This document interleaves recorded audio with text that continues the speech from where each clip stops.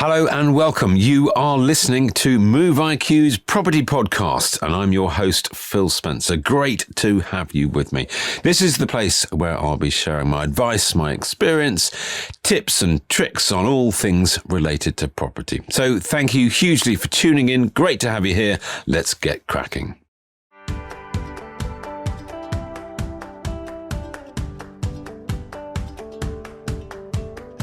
This podcast is sponsored by Propertymark, the professional body and regulator for estate and letting agents, commercial property agents and auctioneers. Search Propertymark Protection to find an expert who understands your local property market. Hi everybody, welcome to episode 7, series 6 of the MoveiQ Property Podcast. We are talking all things rental. And we are very lucky to have been joined by Maxine Fothergill, who runs things at Propertymark for ARLA and generally is the font of all knowledge on things rental. Maxine, great to have you with us again. Thank you for joining our pod. I wanted to talk a little bit about questions that your Propertymark agents get frequently asked, and tenants, whether they've done it once or twice before or 5 times before. It seems I get asked an awful lot about the different points of the tenancy, particularly on the moving in. Let's start, if we can, with deposits, because that's something that's very much on a tenant's mind. They're paying it. Who are they paying it to? How do they get it back? Where does it sit in the meantime? Can they lose it? Let's just brainstorm, if we can, around that topic a bit, because it is a big one, isn't it? Yeah, it is. Yeah. Right. Well, deposits are very much a choice. You don't have to pay a deposit, and there are various different ways of doing a deposit. So there are zero deposits, so no deposit at all, or there are other types of deposits. Generally, though, I think most people would be still looking at the 5-week deposits. Yeah. And a deposit needs to be protected. So if you are paying a deposit, then the tenant would need to know that that money is actually being protected. The agent would be putting the money either into a custodial or an insured scheme.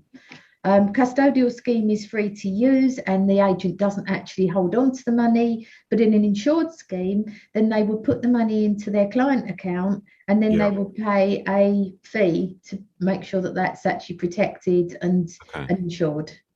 And when it comes to, I'm sorry to sort of jump to the end of the tenancy, but when the term expires and the tenant's moving out, how do they be sure to get that deposit back? Okay, well, at the end of the tenancy, this comes down to the inventory and making sure there was a decent inventory in the first place. But at the checkout stage, you've got 10 days. So once the checkout is actually carried out, then the tenant is given, we've got 10 days to inform the tenant whether or not there's going to be any deductions. And it's 10 days of actually doesn't mean to say that they're going to get the money back within 10 days, because it's 10 days of actually informing them of what's going to be happening. Now, if there is a load of damage and dilapidation, it can take a lot longer than that to actually get prices back. So hence, that's why 10 days of like letting a tenant know. Generally, if there is money that's going to be coming back, the idea is that you'd be able to give that money back to the tenant as quickly as possible.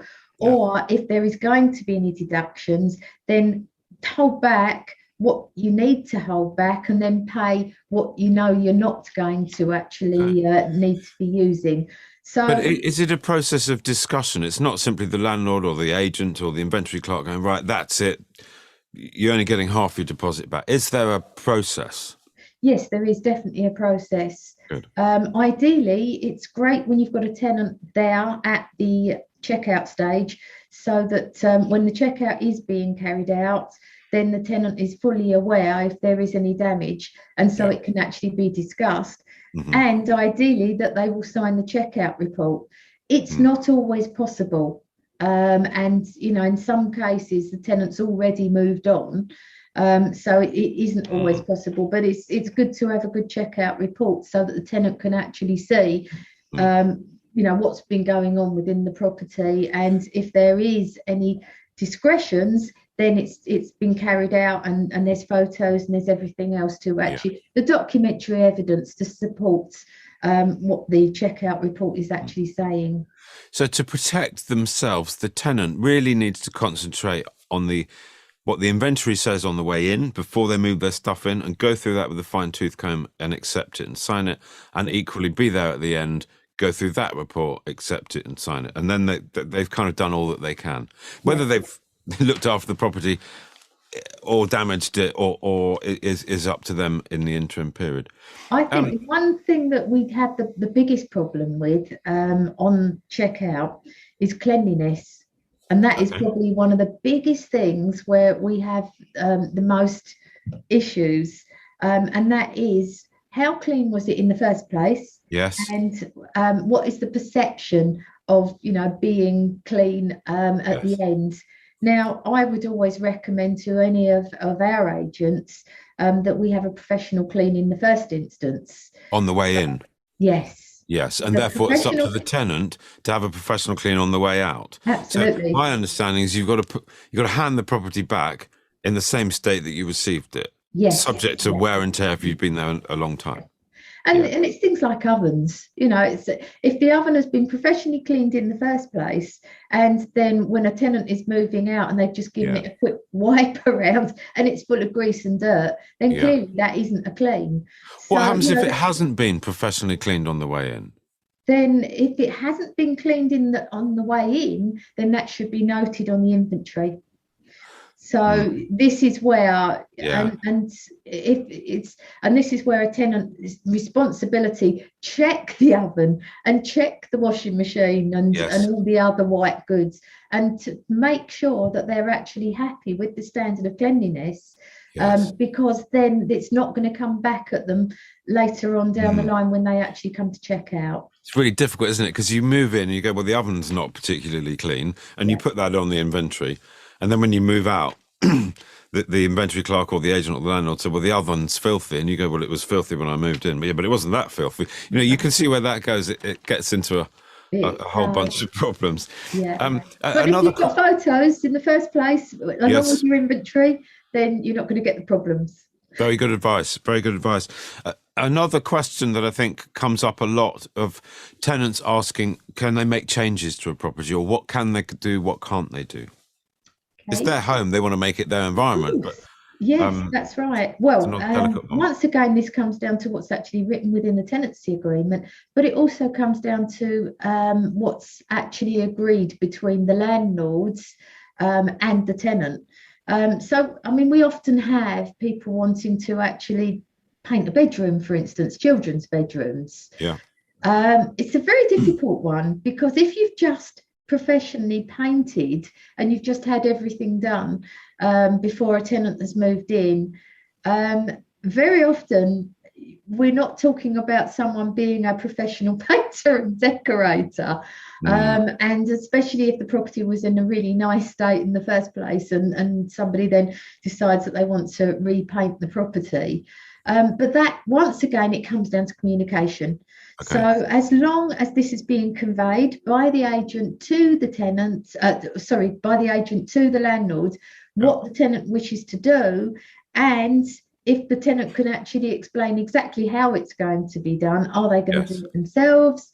Well, I guess in that situation, if a tenant wants to paint pretty pictures on their children's bedrooms, that should be fine. But actually, equally, they may have to put it back to the way that they found it on the way out. And if it had just been professionally painted, it's going to have to be professionally painted again. Absolutely. And that's generally what we will find, that most landlords are quite amicable, children's bedrooms, things like that, as long as it is actually turned back to the way it was before they leave. And so that's, once again, inventory. So communication and inventory. Yeah. What about pets? That's another question that gets asked a lot. Can I have pets? And there's been some government chat about that as well, hasn't there? There certainly has, yes. The government have actually just changed their own standard model tenancy agreement to permit pets, and they're trying to actually push through legislation to allow pets. within properties. But that's in the government model. The government model, yes. For yes. government-owned properties? No, Okay. which is actually quite interesting. I think before the changes to the tenant fee ban, our landlords were far more amicable about actually having pets in properties. And very often we would take a pet deposit fee, Yeah. which would cover things like defleeing and washing carpets and things like that. Unfortunately, with the change of when the tenant fee ban came in, this is where a lot of landlords started to say, well, I can't claim those costs anymore. There is only the 5 weeks that they can actually take on a deposit, and any other fees are actually banned. So we can't actually take additional fees. But the government have actually decided that this would be quite a good idea to bring in the pet legislation that they're trying to actually put through. It hasn't actually been enacted in legislation as yet. Right. So this is something that they're looking at. A story from my own. I am a landlord, and in the past I've had tenants asking for pets, and previously I was able to say, well, I'll have a couple of extra weeks deposit, but I also got a pet reference from where they had previously lived, and the landlord said absolutely fine. It's a small dog. It didn't cause any problem. There was no damage. Happy days. Move in. Well, I mean, I think this is one of the things that they're actually. It's not a given right. So even if this did actually go through in legislation, then there would have to be. The cat or dog would have to be microchipped. It would have to be vaccinated. It would have to be defleed and all of the other things. I personally think that this is going to be really difficult to actually the fleeing, the defleeing of things.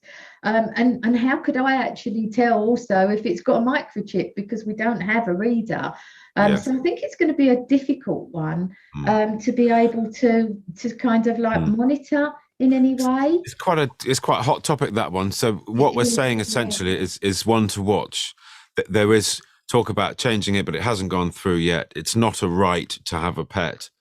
No, and in many cases, for instance, in a block of flats, that it will actually be within the lease that there's no pets allowed.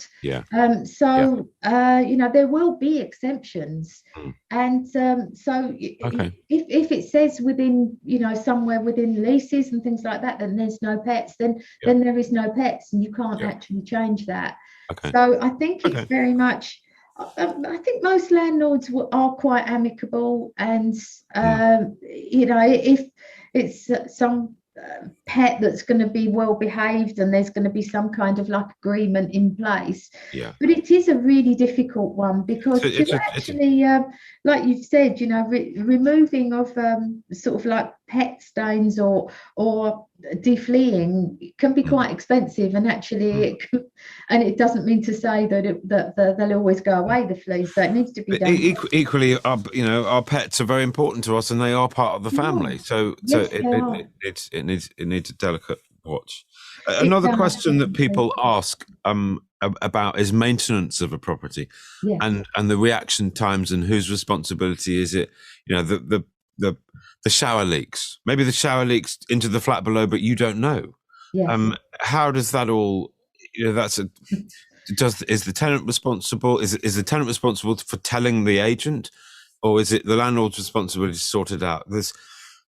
Again, that's a really intricate one, because there could be damage being created in the property that the tenant has no idea about. The landlord could see, well, you didn't tell me about it. Now it's got worse. So where do your agents sit with that?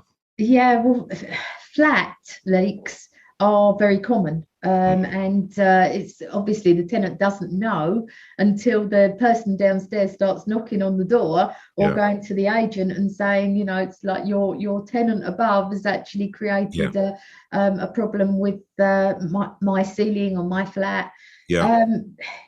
In flat leaks, generally it is slightly different, because then that would be down to the insurers and the excess costs as well.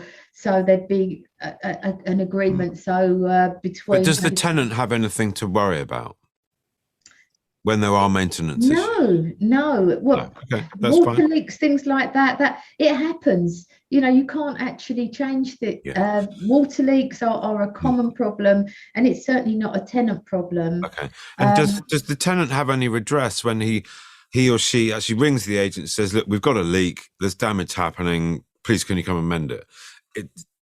I know it has been difficult to get people on site through the last 18 months, but does the tenant have any redress when it doesn't happen and it doesn't happen and it doesn't happen? Yeah, they do indeed. If the tenant doesn't get any kind of like action or redress, then if they're using a Propertymark protected agent, then they can go to. We have a code of conduct. Okay. And for us, for our members, there is redress. Okay. Our members all have to actually adhere to the code of conduct. They have client protection money in place. They have to belong to an approved ombudsman. And so if we do get complaints about one of our members, then certainly that they would be investigated and looked into. Okay. The tenant also has the right to go to the local authority, to the environmental health officer within the local authority and ask for help as well. So there is ways for redress. Yeah, definitely. Fine. That's good. That's good. Final question, if I may, and it I don't know much about it. I'm sure you do, but there's a lot of talk at the moment about changing rules on energy efficiency and what that means for, well, probably more so for landlords. Can you just give us a little bit about that? I know we're not kind of. We may not have all the facts and information, but I know that's a changing field, isn't it? It is. It's proposed at the moment in 2025 that rental properties need to reach a C rating. Now, this is a proposal set by the government, and obviously we do need to be greener with our homes. Sure. And homes do create a lot of like carbon emissions. But this is actually going to be very, very expensive.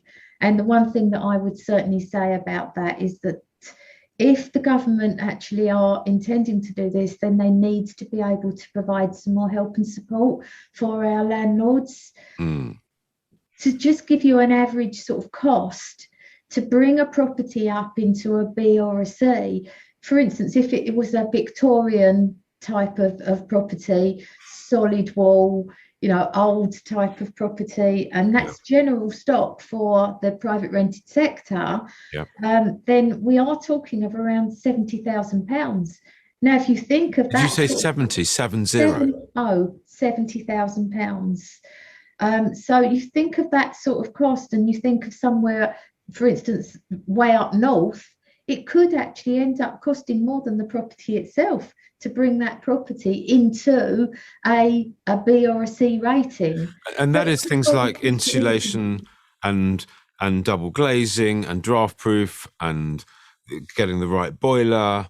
It's insulating the walls, because I've had the example with my own house, and we literally did everything on my own house, and we were still not able to move it out of a D. And my house is a 1911 cottage, which is a semi-detached cottage, but it's a solid wall.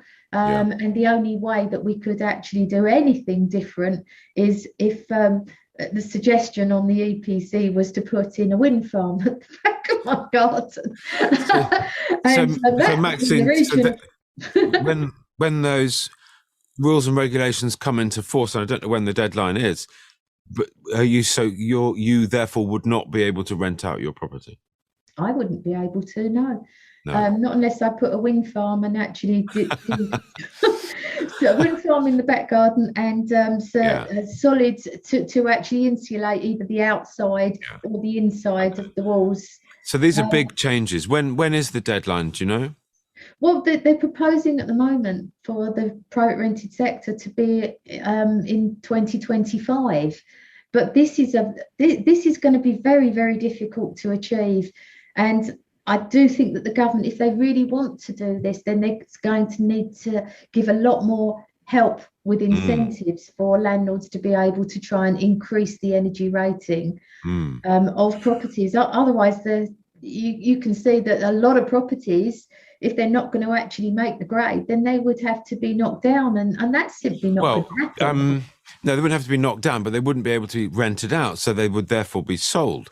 So the amount of investor-owned stock that was available to rent would significantly reduce. And what would that do to the cost of rent? It would significantly rise. It certainly would. And then you've also got the added stumbling block that even if you come to sell it, then you're going to have the same problem. Because if it's not making the grade when you go to rent it, and you're going to have the same problem with selling it. So it would probably end up being only a cash buyer that could actually buy it. So it's Maxine, you and I better find a different job. 2025, it's all over.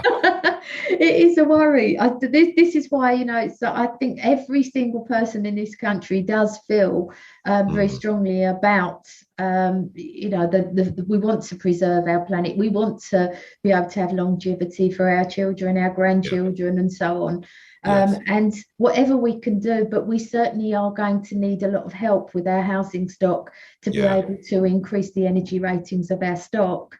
It's tough, isn't it? Because we have the most wonderful housing stock. We're blessed in this country with fantastic architecture and fantastic historical buildings. And goodness me, how many people come from all over the world to look around and admire our architectural history. It's wonderful, but it comes with challenges. It does. Maxine, thank you so much. Really interesting. That's a big topic to finish with, but generally there are a lot of questions, and it's good to know that Propertymark agents are there on hand to help people through, whether they are renting out or letting to tenants. Thank you for your time. Much appreciated. That wraps up this episode of MoveiQ's Property Podcast. Whatever podcast app you like to use, please do go ahead and hit the subscribe button. I'd also really appreciate it if you could leave us a review. Reviews massively help other people like you to find us. For free supporting materials, head over to our website, MoveiQ.co.uk. And thanks again for tuning in.